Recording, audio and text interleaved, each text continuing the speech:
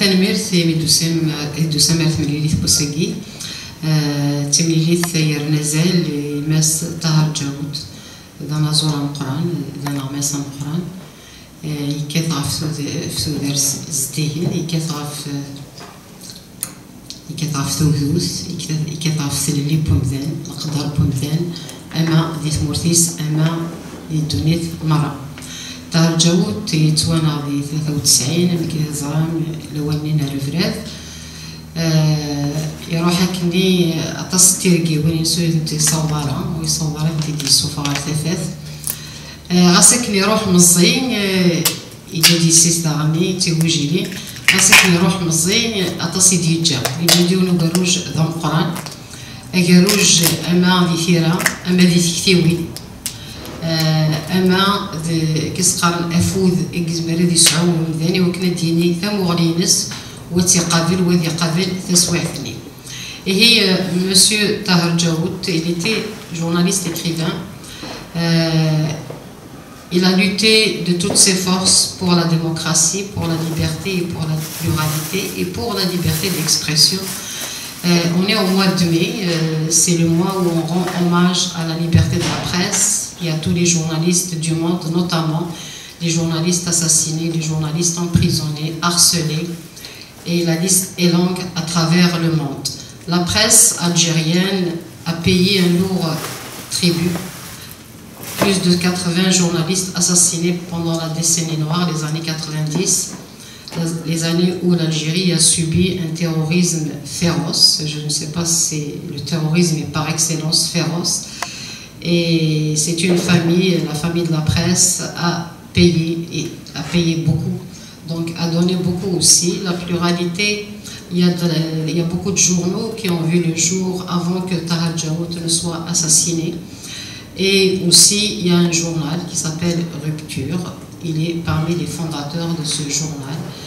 Et aussi la fameuse expression « tu parles, tu meurs »,« tu te tais, tu meurs, alors parle et meurs ». Et Monsieur Mouloud Belabdi, il est à mes côtés. Je le remercie énormément d'avoir accepté de donner cette conférence. Une conférence qui sera portée, qui va traiter du dernier roman qui a été publié à titre posthume par l'éditeur. C'est le dernier roman de Tahar Djaoud, le dernier été de la raison. Mouloud Belabdi, c'est un ancien journaliste de la chaîne 3. Il écrit aussi, que ce soit de la poésie, que ce soit des chroniques, et aussi il a écrit un livre, vraiment c'est une sorte d'entretien avec un réalisateur algérien. Ça vaut vraiment la peine de le lire. À travers cet entretien, on découvre les rêves d'un réalisateur, mais aussi tout un parcours du cinéma algérien à travers l'un de ses acteurs. Donc, je lui cède le micro tout de suite. Il est humble, modeste, parfois, mais tout le temps timide, Monsieur Mouloud Belabdi, mais qui n'a pas adoré sa voix à la chaîne 3 quand il présentait le journal. Et aussi, il faut le lire pour découvrir l'immensité de l'homme. Alors, je lui cède le micro et encore une fois, merci d'avoir accepté notre invitation. Merci Jamila, bonjour à tous. Merci d'être venu pour cette, je dirais, une causerie.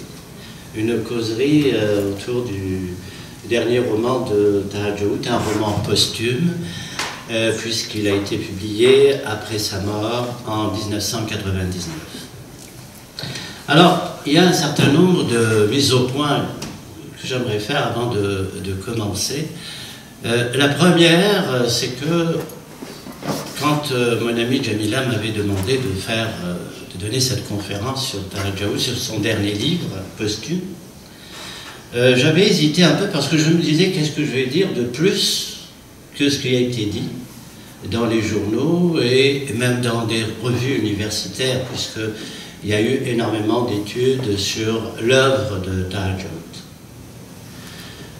Il y a eu notamment une recherche à l'université d'Oran, une thèse qui a été soutenue par Dihya Belkous, et ça s'appelle « Histoire et stratégie fictionnelle dans le dernier été de la raison ». Ça a été soutenu à l'université d'Oran en 2008.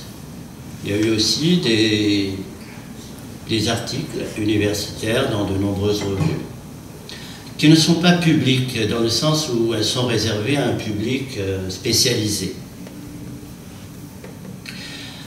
Cela dit, Taha Djaout, au printemps de l'année 1993, moi je travaillais à la radio, à la chaîne 3, et donc j'avais une émission parallèlement aux informations, à tout ce qui est politique.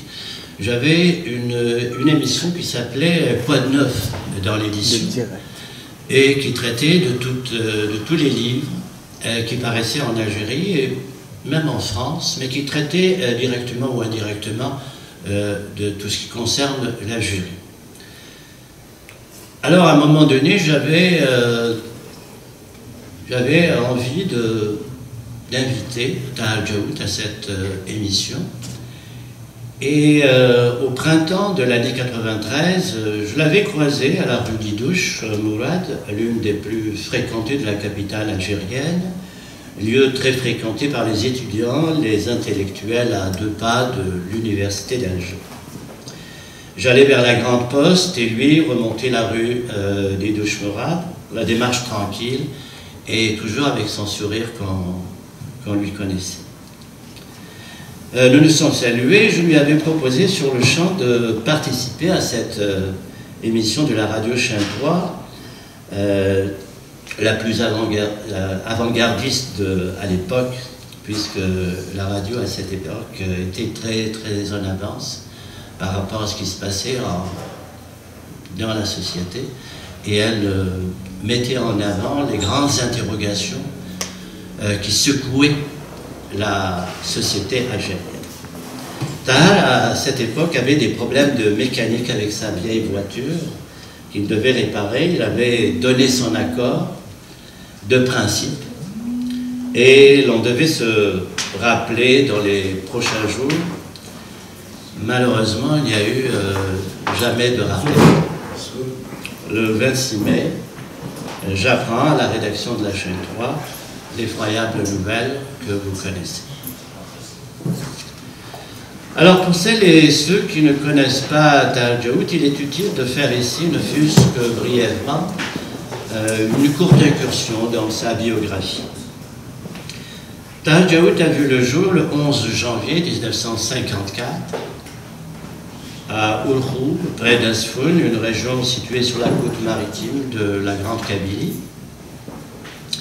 Il passe son enfance à la Casbah d'Alger, il fait des études de mathématiques à l'université d'Alger en 1977, puis après l'obtention d'une bourse, il part en France, il part à Paris, où il va faire des études de sciences de l'information et de la communication en 1985. Après ses études, il s'oriente vers le journalisme et la littérature. Taha Djaout écrit alors ses premières critiques dans le quotidien Al-Moudjahid, collabore régulièrement entre 1976 et 1977 au supplément Al-Moudjahid culturel.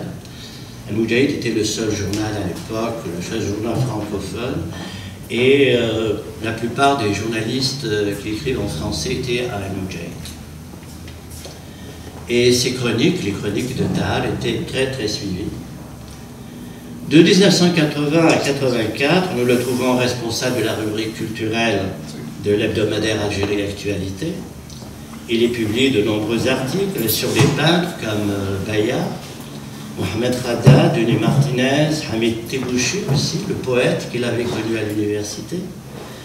Des articles également sur les écrivains algériens de langue française, dont les noms et les œuvres se trouvent alors occultés, notamment Jean Amrouche, Mouloud Feraoun, Mamri, Dib, Jean Sénac, Bachir Hadjali, Messaoud Boulanois, Youssef Sebti, Abdelhamid Larouati, Malk Aloula, Nabil Fares et beaucoup d'autres. Pendant ces années 70-80, il prend part d'une manière continue au débat politique, linguistique et culturel de l'Algérie, surtout dans les années 80, avec le printemps berbère, etc. Il était aux premières loges pour en parler, et d'une manière très très concise. En même temps, parallèlement donc à son travail de journaliste, il publie ses premiers poèmes dans une revue du ministère de la Culture qui s'appelait Promesse, et qui était très très connue et qui a vu la participation de beaucoup d'écrivains que l'on connaît aujourd'hui, qui ont émergé par la suite. Certains poèmes écrits dans cette revue, Promesse, une revue du ministère de la Culture. Certains poèmes seront repris dans le recueil de poèmes Solstice Barbelé, publié au Québec en 1975, puis c'est L'Arche à Velours, L'Oiseau minéral en 82 à Alger, et enfin Pérenne, qui est un autre recueil de poèmes qui a été publié aussi à titre posthume. En 70, il faut le noter, sa nouvelle Les Insoumis a reçu une mention du concours littéraire Zone des tempêtes.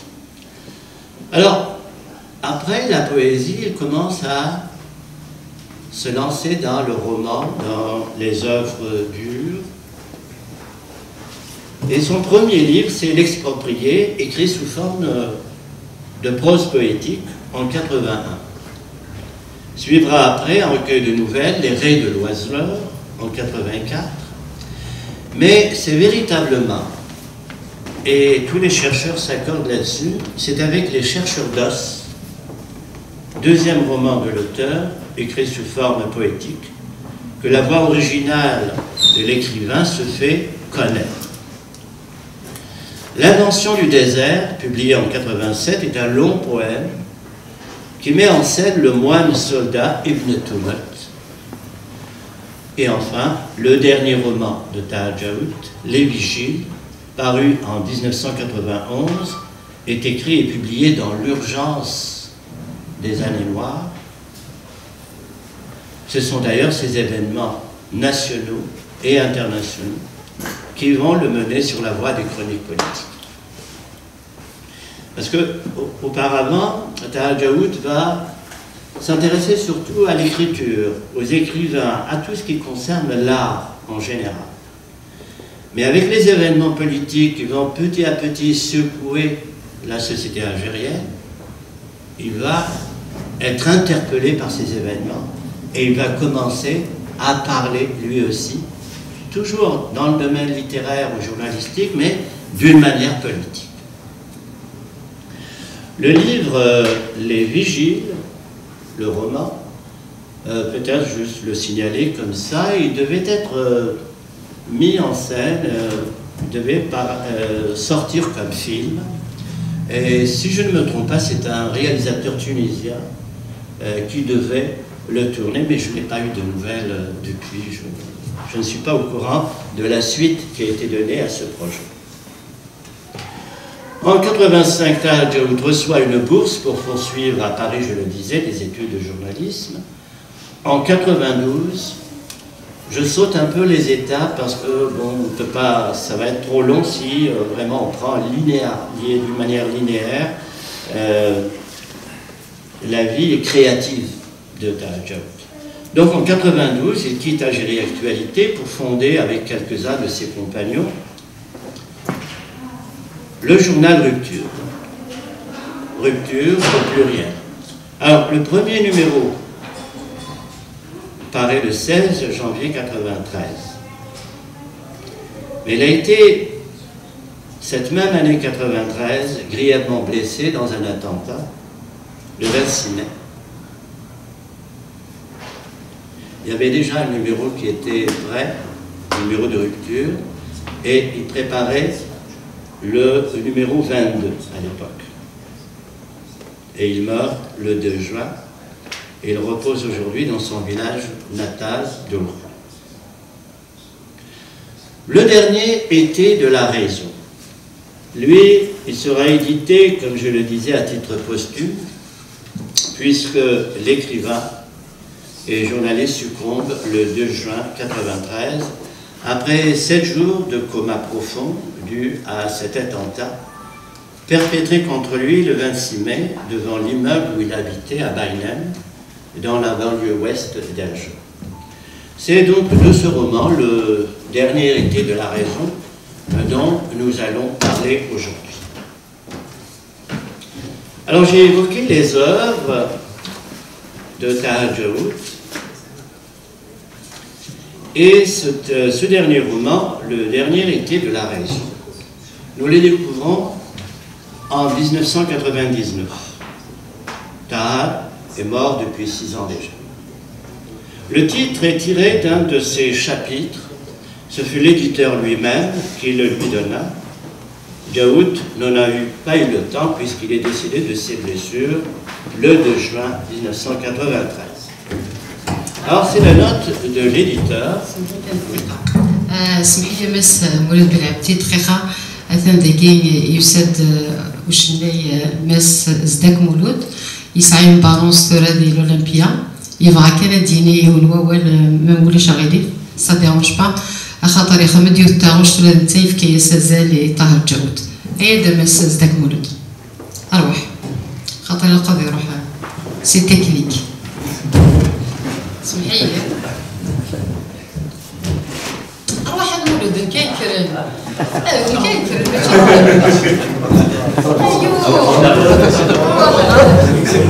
ليس الكريم قيم كان شفتي كان مثلا تمزور زوج الناس امس بلا بيدنا هكا فوالا جميله زوج اليوم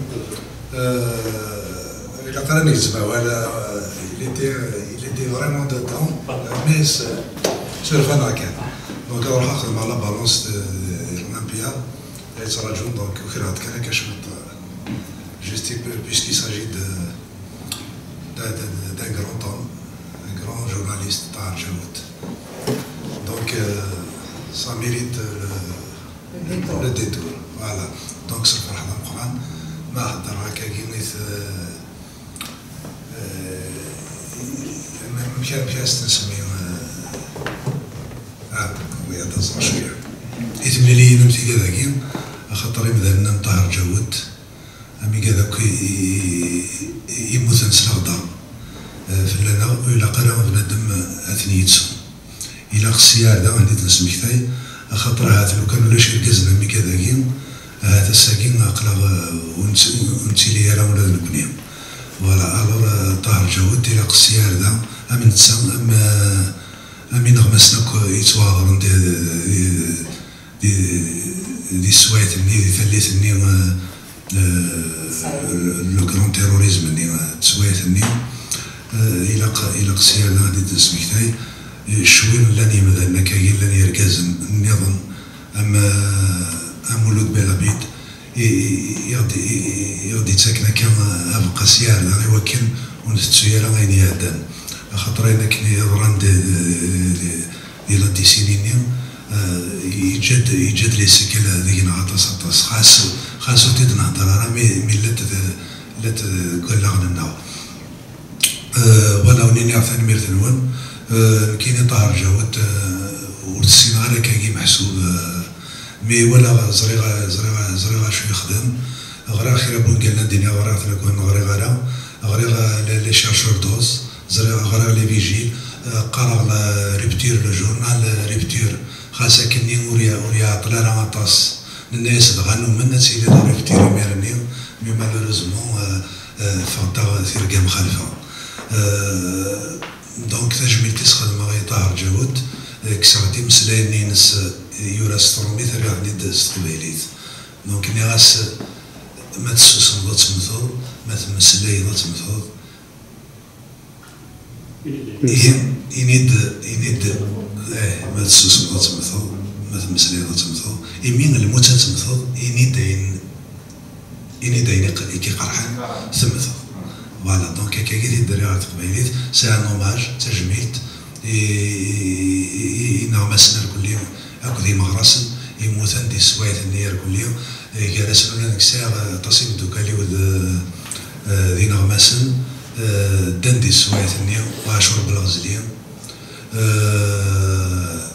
رشيد حمداد aussi. دونك هذا كي دوكا اليوم محسوب قربنيد مليح نحس طاس المتنسن فوالا السلامة داين الهنا دي دون عزاز السلامة أين كي نظران يبا سيرفير إلى جينيراسيون قد يهدون ثاني ثنون ارتفاث اي بون كوراج.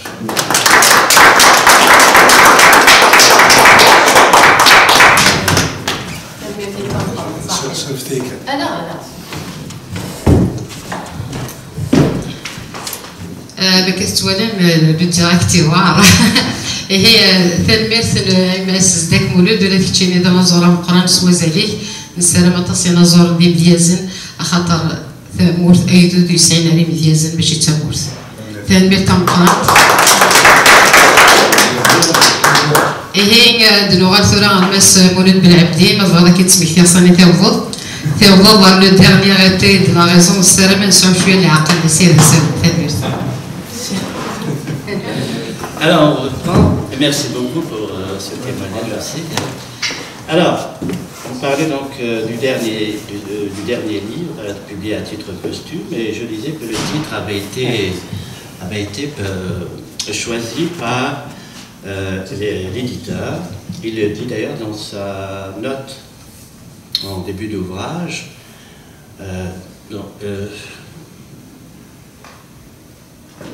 Donc il le dit lui-même, et il l'avait choisi parmi les chapitres. Il y a un chapitre qui prend en compte justement, qui parle de ce dernier été de la raison.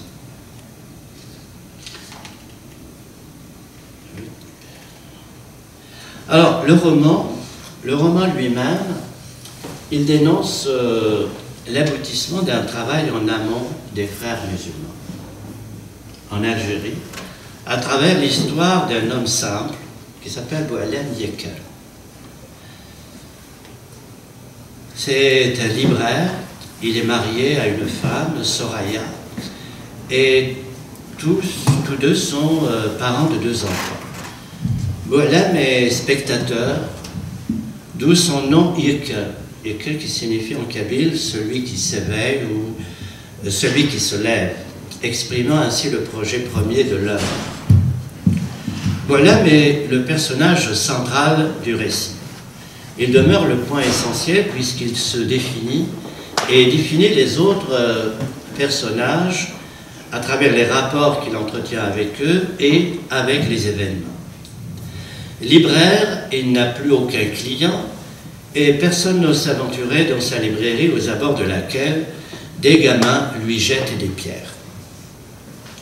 Il assiste à la mort lente de sa ville, qui est Alger, mais dans le roman, Tahan n'en parle pas directement, mais on reconnaît que c'est la ville d'Alger. Alors il assiste à la mort lente de cette ville, envahie par les islamistes.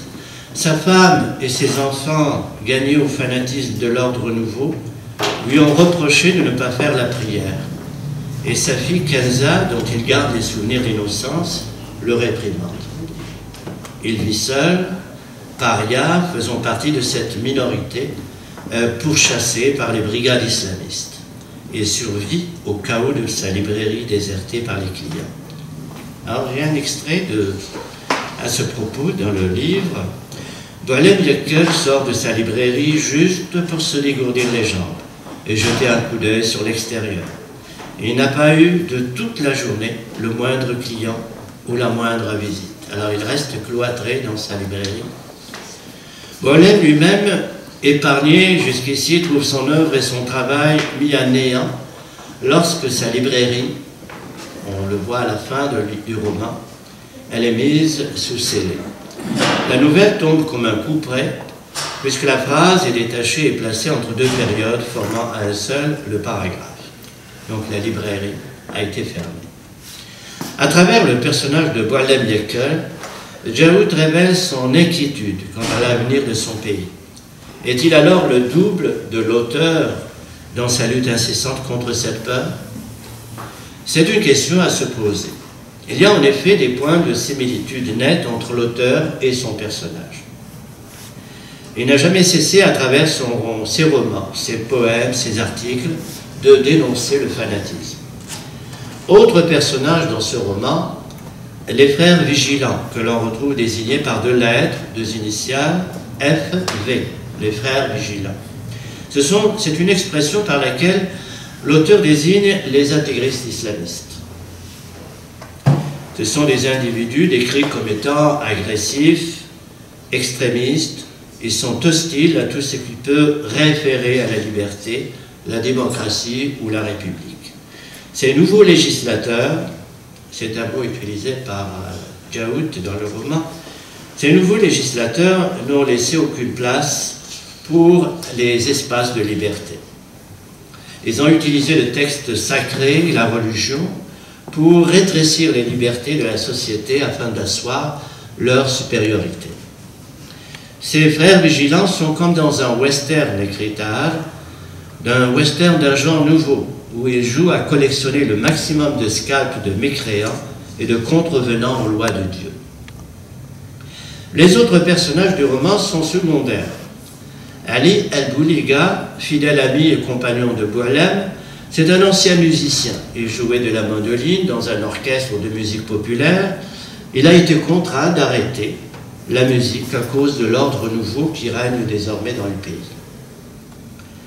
Alors je lis, depuis l'instauration de l'ordre nouveau, les visites d'Ali El-Bouliga sont devenues beaucoup plus fréquentes, car lui aussi est un paria. Il n'accomplit pas les 5 prières et ses voisins l'évitent avec un mépris ostentatoire. Mais ce qui le discrédite le plus aux yeux de son entourage, c'est son ancienne appartenance à un orchestre de musique populaire, où il jouait de la mandoline. Cet instrument au ventre arrondi comme un ventre d'une femme appelant la caresse. Aujourd'hui, hormis l'appel impératif du muezzin, toute musique est bannie de la ville. Alors c'est à la page 21. Décrit comme un personnage nerveux, Ali est angoissé contre le nouveau système qui s'installe en ville. À signaler qu'El-Bouliga, en arabe algérien, signifie la peur ou l'angoisse qui nous étreint au ventre. Ce prénom lui convient très bien à la lecture du roman. Alors il y a aussi Kenza, c'est la fille de Boualem, douce, gentille, affectueuse, devenue haineuse, agressive et violente depuis qu'elle a rejoint l'ordre nouveau. Kamel, c'est le fils de Boualem, et comme sa sœur Kenza, il se joint aux frères vigilants. Soraya, la femme de Boualem, elle n'apparaît pas beaucoup dans le roman, elle est presque inexistante, mais on en parle au début du roman seulement, puisqu'après c'est surtout Boualem qui va être au centre de toute l'intrigue. Voilà en gros où j'abrège ici pour pouvoir peut-être discuter un peu. Alors, je parlais au tout début de la conférence qu'il y avait un certain nombre d'études qui ont été faites. Il y a notamment Carol Edwards de la Purdue University dans l'État de l'Indiana qui a écrit un intéressant article sur, ça s'appelle « Regard » au pluriel, sur le dernier été de la raison de Tahar Djaoud. Un cri pour l'Algérie post-coloniale. Alors je voudrais juste citer un petit extrait de ce travail à propos de Tahar Djaoud. Alors l'œuvre de Tahar Djaoud, l'œuvre posthume, se pose comme testament pour l'Algérie post-coloniale, dans la mesure où elle témoigne d'abord de la situation alarmante dans laquelle se trouve ce pays, et ensuite parce qu'elle trace le parcours d'une lutte tantôt collective, les résistants, tantôt individuelle, les intellectuels, contre un monolithisme actuellement imposé par le fils, le Front islamique du Salut de l'époque. Victime lui-même de cette violence puisqu'il a laissé la vie, Djaoud relate ici de manière cognitive les persécutions quotidiennes infligées aux habitants résistants et souvent l'usage de la force imposée par les tortionnaires dont le but et de soi-disant éduquer le peuple. L'auteur rend douloureusement compte de l'état d'oppression que doit subir à la fois son pays, mais aussi la mémoire de son peuple. À propos de mémoire, alors, Boalem Yekkel, c'est toujours Karl Edwards. Boalem Yekkel se transforme alors en un être intemporel, puisqu'il incarne à la fois l'idéal poursuivi par les écrivains algériens et leur souci de préserver une culture qui leur est propre pendant la colonisation française. On pense à Mouloud Mamri et à la culture berbère, par exemple, et symbolise le rejet d'une acculturation religieuse mise en demeure par les frères vigilants au cœur de l'Algérie postcoloniale. Alors quand on parle d'acculturation, parce que c'est quand même une culture étrangère qui vient se greffer à une culture locale et même se débarrasser de la culture locale pour imposer une nouvelle culture. Alors, toujours dans cette étude, l'auteur Edwards, l'auteur dit qu'elle compare Baudelaire et Tahar Djaoud. Elle dit que tandis que pour Baudelaire, le poète est le messager entre le monde ici-bas et le divin, le lien entre l'homme et Dieu, pour Djaoud, le poète est le protecteur des âmes prisonnières des interdictions. Il offre à ses compatriotes l'espoir d'une liberté et les invite à jouer pleinement de leur vie sur terre en s'adonnant aux arts comme la musique, la peinture ou encore la littérature classique. Alors, je voudrais aussi signaler, il y a eu une étude très intéressante sur Harvard, mais le livre est écrit en anglais. Il s'agit de Julia Soukis. J'ai eu une correspondance avec elle. Elle a travaillé à un moment donné à l'université McGill. Et elle a publié un livre qui s'appelle Shooting the Writer, tuer l'écrivain, tuer le poète. Alors dans ce livre, elle rejoint un peu le Éric Célin, qui est professeur de français et de littérature francophone à l'université de Tulane, à la Nouvelle-Orléans. Le fait demeure que Tahar Djaoud est mort résultat d'un assassinat tragique et insensé. Sa disparition prématurée représente une grande perte pour la littérature, car Djaoud était l'un des écrivains maghrébins les plus prometteurs de sa génération. Alors le livre de Julia Soukis, dont j'évoquais la correspondance, elle dit que c'est une perte, la mort de Tahar Djaoud, non seulement pour l'Algérie et la littérature francophone, mais aussi pour la littérature mondiale. Son livre est une méditation constante. J'avais écrit à l'époque, j'avais fait un compte rendu qui a été publié sur mon blog. Alors j'ai repris un peu ce que j'avais dit. Alors son livre est une méditation constante sur la mort, la paternité de l'œuvre et le rôle des intellectuels. Ce serait faire violence à sa mémoire en réduisant l'homme à un symbole. Il s'agit préférablement de lui donner une voix sans faire violence à sa mémoire. Là, on arrive au terme de cette causerie. Je voudrais signaler enfin que l'Université de Barcelone prépare un numéro spécial de la revue Expression maghrébine, prévu pour l'année prochaine. Et il y a eu un appel à contribution qui a été lancé récemment. Le dernier délai, c'est le mois de juin de cette année.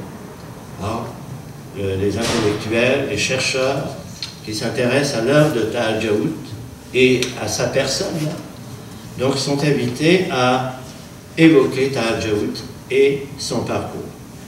Alors, parmi les points principaux qui ont été choisis pour ce numéro spécial, Tahar Djaoud, c'est l'université de Barcelone, et la revue s'appelle Expression maghrébine. Alors, il est question de l'influence des écrits littéraires de Djaoud sur les générations futures d'auteurs algériens, les enjeux de l'esthétique et de l'engagement littéraire en période de conflit politique, et la manière dont ils ont changé et évolué depuis la mort de Djaoud. L'importance du romancier journaliste dans la vie publique algérienne, puisque après Taha Djaoud, il y a aussi maintenant des personnalités comme Mustapha Benfoudil, comme Adlan Mehdi ou Kamal Daoud, qui sont journalistes tout en s'impliquant dans le travail littéraire et dans le travail parfois politique de leur pays. Et il est question aussi du statut changeant de l'intellectuel francophone en Algérie depuis 1993. Donc tout cela s'est résumé sur le titre de ce prochain numéro spécial consacré à Taha Djaoud, c'est Taha Djaoud, 25 ans après. Alors 25 ans après, Taha Djaoud, que reste-t-il de son héritage, de son influence?